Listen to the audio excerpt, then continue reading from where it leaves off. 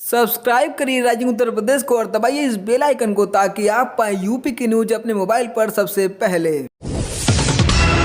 प्रदेश में कोरोना का संक्रमण तेजी से बढ़ रहा है। बीते 24 घंटे में कोरोना से संक्रमित सर्वाधिक 442 नए रोगी मिले। मार्च में ज्यादा रोगियों के मिलने का सिलसिला बदस्तूर जारी है। 1 मार्च को 87 रोगी मिले थे तो लगा था कि संक्रमण की चाल थमेगी, लेकिन हर दिन तेजी से बढ़ रही कोरोना मरीजों की संख्या के चलते इसमें 5 गुना तक बढ़ोतरी हो गई है। 16 जनवरी के बाद मरीजों की यह सबसे बड़ी संख्या है। तब 533 रोगी मिले थे। बीते 24 घंटे में अकेले लखनऊ में 115 मरीज मिले हैं और अब यहां मिलाकर कुल 550 रोगी हैं। राजधानी समेत 21 जिलों में संक्रमण बढ़ रहा है। अब एक्टिव केस बढ़कर 2774 हो गए हैं।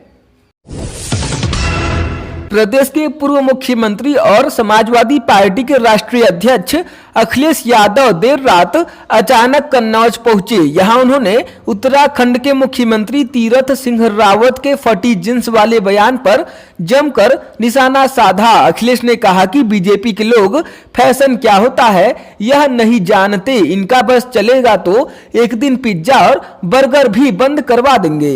दरअसल मथुरा से लखनऊ जाते वक्त अचानक देर रात सपा के राष्ट्रीय अध्यक्ष अखिलेश यादव कन्नौज में एक कार्यकर्ता के घर पहुंचे। यहां के बाद वह थोड़ी देर के लिए पार्टी कार्यालय रुके। यहां वह कार्यकर्ताओं से मुलाकात कर मीडिया से मुखातिब हुए। राजधानी लखनऊ में बीते शुक्रवार को एनआईए कोर्ट में काम करने वाले वकील विजय कुमार सिंह की संदिग्ध हालत में मौत हो गई थी। कोर्ट परिसर में वकील को सीने में दर्द हुआ था और हॉस्पिटल ले जाते समय मौत हो गई थी। वकील की मौत से आक्रोशित सैकड़ों वकीलों ने शनिवार दोपहर कलेक्ट्रेट का घेराव किया। इस दौरान वकील डीएम आवास पर पहुंचे। डीएम के न मिलने पर वकील हजरतगंज की तरफ बढ़ने लगे। पुलिस अधिकारियों के समझाने के बावजूद वे नहीं माने और उन्होंने सीएम आवास का घेराव किया। जेसीपी लॉ एंड ऑर्डर से हुई वार्ता के बाद उनका मांग पत्र लेते हुए कार्रवाई और मुआवजे का आश्वासन दिया, तब जाकर वे शांत हुए। प्रदेश के मुख्यमंत्री योगी आदित्यनाथ ने कहा कि नाथ पंथ सिद्ध संप्रदाय है। इस संप्रदाय के योगियों और संतों से जुड़े कई ऐसे प्रसंग हैं जो सभी को नाथ पंथ से जुड़ने को बाध्य करते हैं। यही वजह है कि पूरे विश्व में नाथ पंथ का विस्तार है। पाकिस्तान के पेशावर, अफगानिस्तान के काबुल और बांग्लादेश के ढाका को भी नाथ पंथ के योगियों ने अपनी साधना स्थली बनाया है। मुख्यमंत्री ने नाथ पंथ से जुड़ी यह जानकारी दीनदयाल उपाध्याय गोरखपुर विश्वविद्यालय में आयोजित 3 दिवसीय पंथ नाथ का वैश्विक प्रदेय विषय पर अंतरराष्ट्रीय संगोष्ठी के उद्घाटन अवसर पर दी। योगी सरकार के 4 साल पूरा होने पर आगरा के प्रभारी मंत्री डिप्टी सीएम दिनेश शर्मा आगरा पहुंचे। उन्होंने कहा कि अयोध्या में श्री राम विश्वविद्यालय की स्थापना की जाएगी। उप मुख्यमंत्री आगरा पहुंचे थे। भाजपा सरकार के 4 साल पूरा होने पर उन्होंने पत्रकार वार्ता कर सरकार की उपलब्धियां गिनाई। उप मुख्यमंत्री डॉक्टर दिनेश शर्मा ने कहा कि अयोध्या में श्री राम विश्वविद्यालय बनेगा। इस विश्वविद्यालय में वैदिक गणित, वेदों पर शोध, कर्मकांड, गीता और अन्य ग्रंथों पर शोध किए जाएंगे। कानपुर देहात में थाना रसूलाबाद के अंतर्गत पति पत्नी के विवाद को सुलझाने गए पुलिसकर्मियों पर परिजनों ने हमला कर दिया। जब तक पुलिसकर्मी कुछ समझ पाते तब तक हमले की चपेट में एक चौकी इंचार्ज व एक सिपाही आ गए। पुलिस पर हो रहे हमले की जानकारी होते ही आसपास के कई थानों की फोर्स भी मौके पर पहुंच गई। गंभीर रूप से घायल चौकी इंचार्ज व सिपाही को उपचार के लिए सीएचसी लेकर आई, जहां डॉक्टरों ने चौकी इंचार्ज व सिपाही की स्थिति को गंभीर बताते हुए कानपुर रेफर कर दिया है। पूरी घटना में ताबड़तोड़ छापेमारी करते हुए पुलिस ने 4 आरोपियों को गिरफ्तार भी कर लिया है।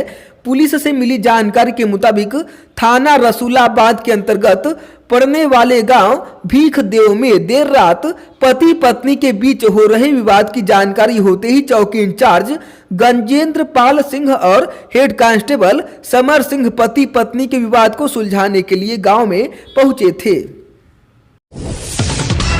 उत्तर प्रदेश लोक सेवा आयोग ने फिर इतिहास रचा है। पीसीएस 2020 जैसी मुख्य परीक्षा का रिजल्ट महज 54 दिनों में घोषित हुआ है। भर्ती के 487 पदों के लिए 845 अभ्यर्थी सफल घोषित किए गए हैं। इतना ही नहीं, मेंस के रिजल्ट के साथ आयोग ने साक्षात्कार की तारीख का भी ऐलान कर दिया है। इंटरव्यू होली त्योहार के बाद 1 अप्रैल से शुरू होगा। मेंस का रिजल्ट कार्यालय के सूचना पट व वेबसाइट पर जारी कर दिया जाएगा।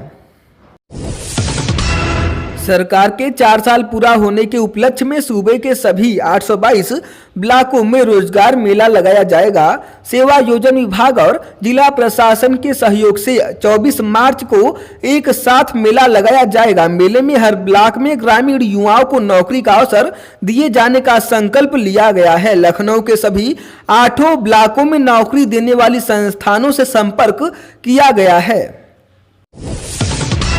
इलाहाबाद उच्च न्यायालय की लखनऊ खंडपीठ ने हाथरस मामले की विशेष न्यायाधीश SC/ST अधिनियम के समक्ष 5 मार्च 2021 को हुई सुनवाई के दौरान गवाहों व पीड़िता के अधिवक्ता को कथित रूप से धमकाने व अदालत में तमाशा खड़ा करने के आरोपों के बाबत जिला जज हाथरस व CRPF के महानिरीक्षक को 15 दिन के भीतर जांच कर रिपोर्ट प्रेषित करने का आदेश दिया गया है। अदालत ने कहा कि रिपोर्ट आने के बाद सुनवाई अन्यत्र स्थानांतरित करने पर विचार होगा। यूपी पंचायत चुनाव में आरक्षण लागू करने का मामला अब सुप्रीम कोर्ट पहुंच गया है। इलाहाबाद हाई कोर्ट की लखनऊ बेंच ने योगी सरकार को वर्ष 2015 के आधार पर आरक्षण लागू करने का आदेश दिया था, लेकिन इसके खिलाफ सुप्रीम कोर्ट में अपील दाखिल की गई है। याचिकाकर्ता दिलीप कुमार ने हाईकोर्ट के फैसले पर विचार करने की मांग की है। इस बीच पंचायत चुनाव के लिए हाईकोर्ट के आदेश के अनुपालन के क्रम में नए सिरे से तय पदों के आरक्षण व आरक्षित सीटों के आवंटन की पहली सूची प्रकाशित होना शुरू हो गई है। अब तक की व्यवस्था के अनुसार 20 से 23 मार्च के बीच पहली सूची पर दावे व आपत्तियां दाखिल की जा सकेंगी। 24 से 25 मार्च के बीच उनका निस्तारण किया जाएगा। फिर अंतिम सूची तैयार की जाएगी। 26 मार्च को इस अंतिम सूची का प्रकाशन किया जाएगा। प्रदेश में मान्यता प्राप्त जूनियर हाई स्कूल में सहायक अध्यापक के पद पर नियुक्ति के लिए स्नातक में न्यूनतम 50% अंक की अनिवार्यता संबंधी नियम को इलाहाबाद हाई कोर्ट में चुनौती दी गई है। कोर्ट ने याचिका पर योगी सरकार और अन्य सभी पक्षकारों से जवाब मांगा है। जगन्नाथ शुक्ला व अन्य की याचिकाओं पर न्यायमूर्ति मनोज मिश्र और न्यायमूर्ति रोहित रंजन अग्रवाल की पीठ सुनवाई कर रही है। प्रदेश में अब जेल में बंद कैदियों को भी टीका लगाया जाएगा। यूपी के पुलिस महानिदेशक आनंद कुमार ने बताया कि शासन के निर्देशों के अनुरूप प्रदेश की जेलों में बंद कैदियों का कोरोना वैक्सीनेशन कार्यक्रम शुरू किया जाएगा। कोरोना वैक्सीनेशन की पहली डोज कैदियों को 23 और 24 मार्च को दी जाएगी। आनंद कुमार ने बताया कि वर्तमान में प्रदेश की जेलों में कुल 1,12,120 कैदी हैं, जबकि पूरे कोरोना काल में जेल में बंद हुए और जमानत पर कैदियों को मिलाया जाए तो 4,33,789 बंदियों को कोरोना टेस्ट से गुजारा जा चुका है।